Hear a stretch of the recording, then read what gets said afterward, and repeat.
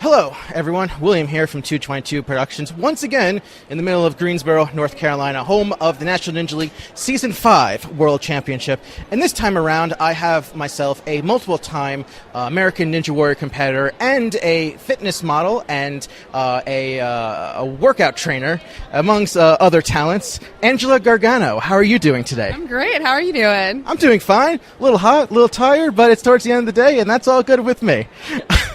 So, I guess I'll get some more serious questions out first. Yeah. I was at the taping at both Philadelphia and Baltimore. Oh boy. And so, speaking me personally, seeing both the unfortunate accident and the recovery was a really cool moment for me, just kind of being able to see it both live.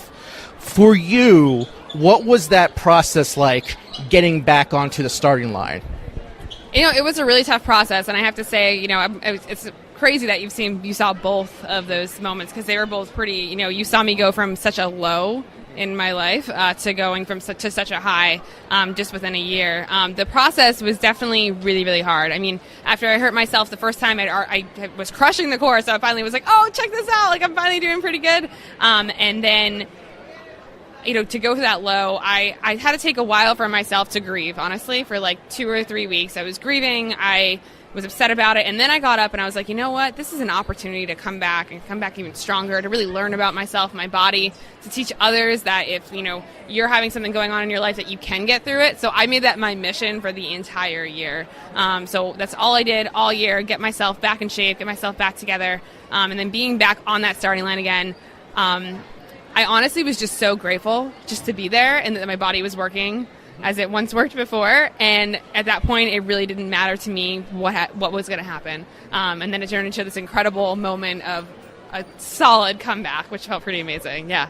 That's good. That's good. So what's the plan for this season now? What's your new goal now that you accomplished that? See, that's really tough, right? So I was thinking that the other day. Last year was such a moment. It was a whole year of building up to that moment. I honestly didn't know what was going to happen. I wasn't really fully ready to be on that course 11 months later. Like my knee, that was, you're supposed to give yourself at least a year and a half to be ready. This year, I think it's the time to really test myself on how strong I really am, because now this is a year that I am fully recovered for 2 years. I feel good. I feel sharp. So now really testing myself to get there and finally, I want to hit the buzzer. I was so close to the buzzer last time. So I just want to hit that buzzer, and I want to do it for all the people that have gone through struggles and who have gone through things, to show them that they can continue to achieve things throughout the years, to show this process. Very cool. Very cool. Looking forward to seeing how you do in that. Yeah, hopefully I'll be at that taping also. Yes, Don't worry. I'm sure they will. I hope so. We'll see. You never know. You never know. So I'm very I get nervous about it. Oh, as others have told me, you can't take it for granted. You cannot take it for granted, ever. Never take it for granted. All right, very good. So, for the people who follow you on Instagram, they know that you have you've done a lot in the fitness world this past year, including being in a few magazines, if I remember. What was that experience like, doing those photo shoots for the various magazines and stuff like that? I think the photo shoots are really cool. The coolest part about the photo shoots is, again, being able to share my story that was really going to help empower people. So I want people to realize that, as cool as it is to be in a photo shoot in a magazine, it's not so much about me. It was about the readers. It was about how can I help them get through and feel stronger, feel more confident in their body. So by sharing my story, it really helped them. So super cool experience, super amazing. But as much as it was, awesome to be in it, it was really to help, the people around me. And I hope you don't mind me asking, but I know one of those photo shoots was a bear photo shoot. What were you nervous going into that? What was that experience like? I was really nervous during that experience, actually. When I got asked to do it, I immediately was like, no. And then I realized, there was a bigger picture here, was my story about, my arms and how I was made fun of, and about, my bulkiness and, having man arms and stuff like that. And I'm like, this is another great opportunity to help people. A funny story about the shoot. So first of all, I've never done anything like that before in my entire life. I actually don't even like to be there, ever. So that was, a big deal for me to do that. What was funny is that during that shoot, I wanted to be really cool. We were in this really cool, scenic, garden in California, and I was climbing this tree there, just like because this would be really cool, and the tree snapped in half, and I fell right on my butt in front of everybody, and like these are like really well-known people, and I started laughing, and I'm like, this is so funny. This is such a like a crazy moment for me. So I'll never forget that moment, honestly, perfectly, because I broke a tree in a really nice greenhouse. But yeah. Well then, that's I don't remember hearing that one. That's a good one. All right, gonna state for the record, if you think that muscular women don't look good, you're dumb. I've said this before, but I'll say it again. Seriously, you're dumb. But also like not just muscular women, but just like everyone's just got to own their body, own their shape. Like, you know, own if you're muscular, own if you're curvy, you know, own if you are that lean, like runner or whatever. Like, own who your body is, and you know, don't let anybody else around you who is saying something about you make you feel bad about yourself. Just really own who you are and your strength. So, just go ahead. Yeah, just go ahead.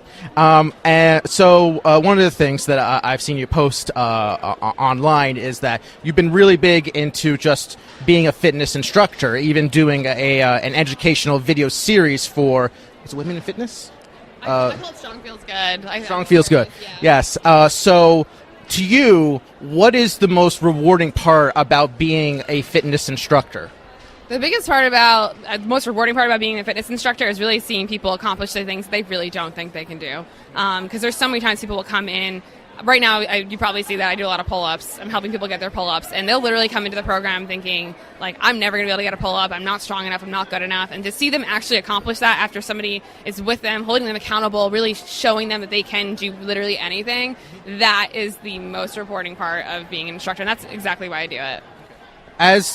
So follow up to that, as someone who has never done a pull-up, what would you say I should do to build up to being able to do that? Absolutely. There's so many different things you can do. I start my clients off with a bunch of mobility and stability drills. So a lot of simple things that you can do. I mean, even just holding a plank and working on some shoulder flaps to make sure your shoulders are nice and stable and ready to do that. Something simple as in jumping on a bar, like finding a bar and just hanging on it. Even if you can only hang for like 5 seconds, just hang on it and just get used to that feeling of like hanging on the bar. There's a lot of basic things you can do, and without even doing the pull-up, it's really going to help you strengthen and feel more confident to do it. Future William, make a note of that. Do that. Do that. All right, I will do that. They always just take weird turns with these interviews sometimes. All right, one final question. So between social media and just everything that you've done, what would you say is the final, like, overall message that you would like all people to know when it comes to fitness and recovery and stuff like that? The overall message for fitness and recovery, I mean, that's a really tough one. I feel like, you know, my main message and my motto to everybody is that strong feels good. I want people to know that, obviously, you know, strong will look good because you're going to get toned up and look amazing, but strong is going to feel good. And I feel like people should really focus on how they feel and, you know, focus on those strength things. That's really going to completely change your life. All right. That's a very good message to have. So I think that we're going to wrap it up around there. So I just want to say thank you very much for joining me. Make sure you follow Angela on all her social media. Links in the description down below. And hey, make sure you subscribe in order to see more videos just like this. Thank you all very much for watching. I'll see you next time.